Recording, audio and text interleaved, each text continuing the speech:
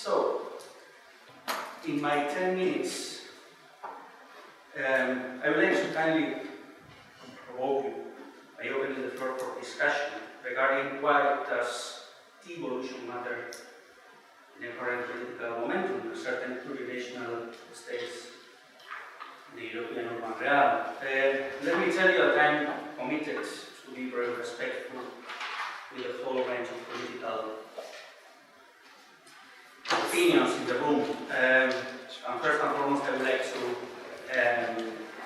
express my willingness to spark a constructive political and urban debate. So my key message here today is that in recent years, two apparently contradictory, but in fact complementary socio-political phenomena have been reinforcing each other in the European urban realm. On the one hand, the political rescaling of nation-states through devolution, and on the other hand,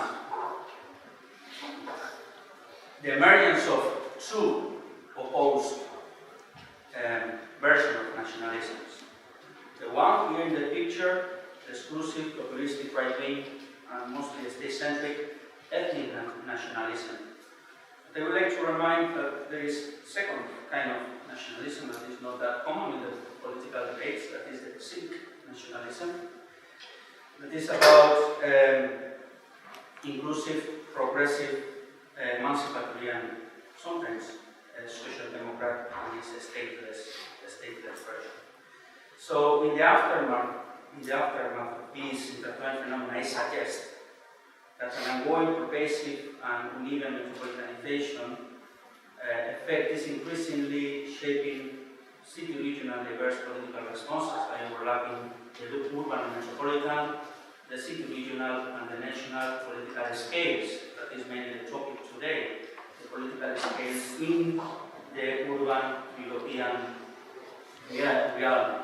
And in some extent to demonstrate why evolution should be taken in serious consideration, I will show you a comparative analysis of Glasgow, Barcelona, and Bilbao. And what I would like to argue is that these three cases are exploring some smart devolution policy agenda and strategic pathways to blend the political scales in the urban age in a unique fashion.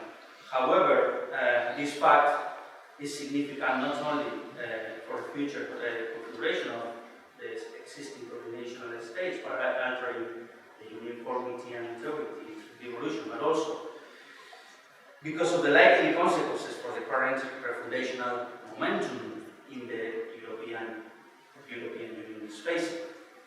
As such, the metropolitanized and the civic nationalism is playing a central role, reinforcing the European urban values.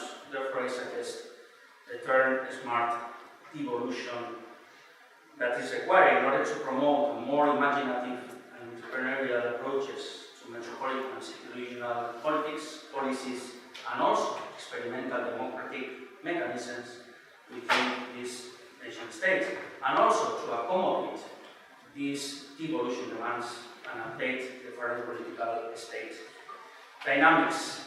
But let me give you some insights about that. In 1990s, many hyper-globalist scholars, like Omai, forecast the imminent demise of national state power because of the uncontrollable forces of the global economic integration. But however, Neil Brenner, among others, a growing body of literature on a status scale has provided just a strong counter argument, namely that the nation-state are being qualitatively transformed, not eroded.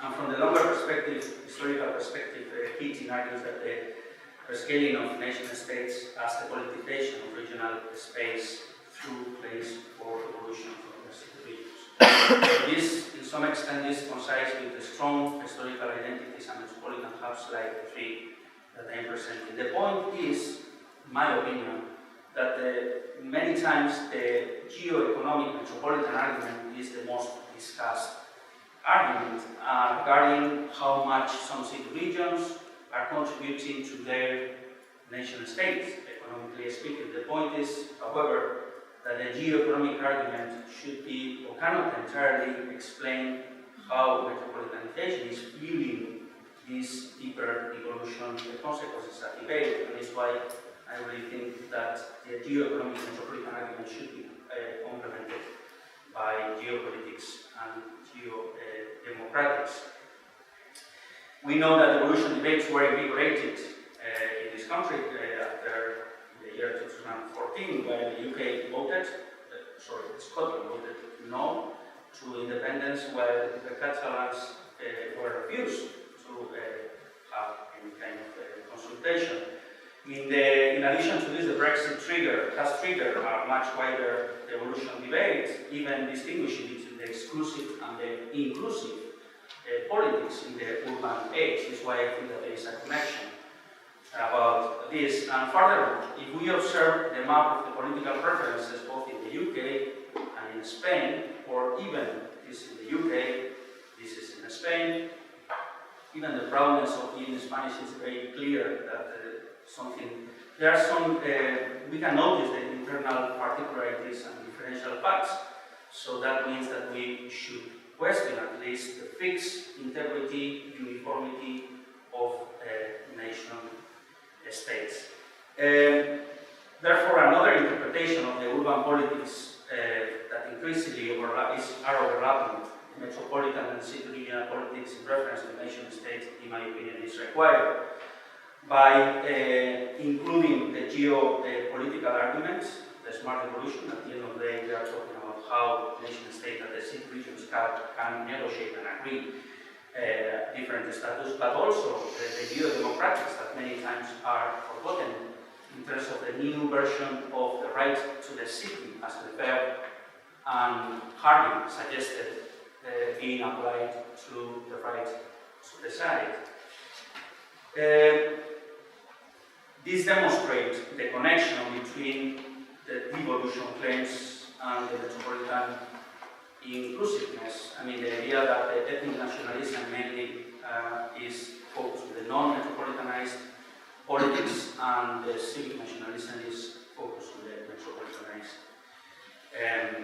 version. So, why does a smart evolution matter? My answer is because the urban, metropolitan, the city regional, and the national state politics are constantly being scaled up and overlapped, having direct consequences in the urban policy that I'm going to be in detail. Is why, in essence, a smart devolution would be the democratic process and outcome in which center and periphery update and agree on their ongoing political status. So I want to leave this presentation with one question. At the end is my first question. That is the final remark or question: is the urban age indeed actually refounding the world politics in the United Kingdom and Spain, and therefore ultimately in the European Union?